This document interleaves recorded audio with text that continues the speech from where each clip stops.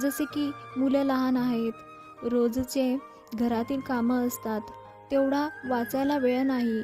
ऑफिसचे कामं असतील, तुम्ही नोकरी करत असाल, नोकरीचे कामं असतील, या सगळ्यात आपल्याला वेळच नसतो. पण एकदा आपण मनाशी ठरवलं ना, तर मग सगळं शक्य होतं. स्वामी चरित्र सारामृताचे 11 पारायण, 21 पारायण, 51 पारायण, 108 पारायण करतात. पण या सगळ्यात सोपा म्हणजे स्वामींचे एकदिवसीय पारायण कसे करावे याबद्दलच आज मी तुम्हाला माहिती सांगणार आहे.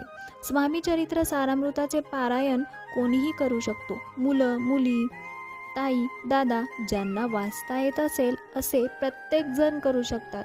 स्वामी चरित्र पारायण केल्याने तुमच्या मनातील कोणतीही इच्छा असेल ती स्वामी कृपेने नक्की पूर्ण होईल. यासाठी तुमच्याकडे स्वामी चरित्र सारामृताचे ग्रंथ पुस्तक लागेल.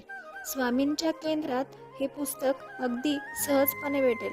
गुरुवारी हे एक दिवसीय पारायण करायचे असते. स्वामींचा आवडता वार गुरुवार आहे, म्हणूनच गुरुवारी हे पारायण करा. सकाळी उठल्यापासून रात्रीपर्यंत केव्हाही तुम्ही हे पारायण करू शकतात. फक्त 12 ते 12:30 या वेळात करू नका, कारण तो दत्त महाराजांचा भिक्षा मागण्याचा वेळ आहे. कुठेही करू शकतात. आता आम्ही गावाला गेलो आहोत किंवा ऑफिसमध्ये आहोत, आम्हाला वेळ नाही, तसं नाही. तर तुम्ही वेळ काढा आणि पारायण करा. एखादी इच्छा असेल ना तर वेळ आपोआप मिळतो. स्वामी आपल्याकडून सेवा करून घेतात. स्वामी चरित्र सारामृत हा ग्रंथ, हे पुस्तक खूप छोटे आहे. यात 1 ते 21 अध्याय आहेत.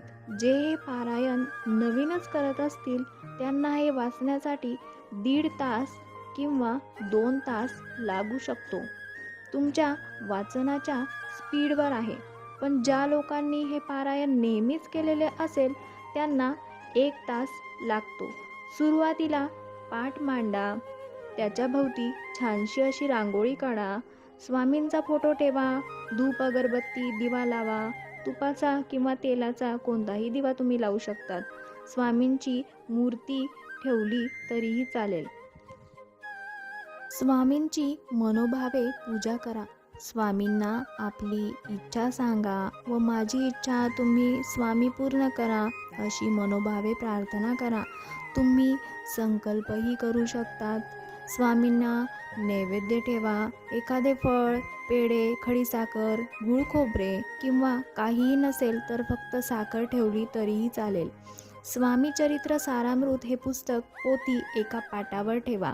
लक्षात ठेवा, पुस्तक हातात धरून कधीही वाचू नका. सुरुवातीला 1 माळ स्वामी समर्थ जप करा, मग पारायणाला सुरुवात करा. पूर्ण पारायण वाचताना मध्ये कोणाशीही बोलू नका, उठू नका. 1 तास पूर्ण वेळ एका ठिकाणी बसून 1 ते 21 अध्याय वाचा. पारायण वाचल्यानंतर स्वामींची आरती म्हणा. स्वामींना नैवेद्य ठेवा. भाजी पोळी किंवा तुम्हाला हवा तो गोड नैवेद्य ठेवा, जसे की पुरणपोळी, खीर, पुरी, शिरा काहीही तुम्ही ठेवू शकतात. स्वामी चरित्र सारामृताचे 1 दिवसीय पारायण केल्याने तुमच्या इच्छा या लवकरच पूर्ण होतील. हा अनेक स्वामी भक्तांना आलेला अनुभव आहे. श्री स्वामी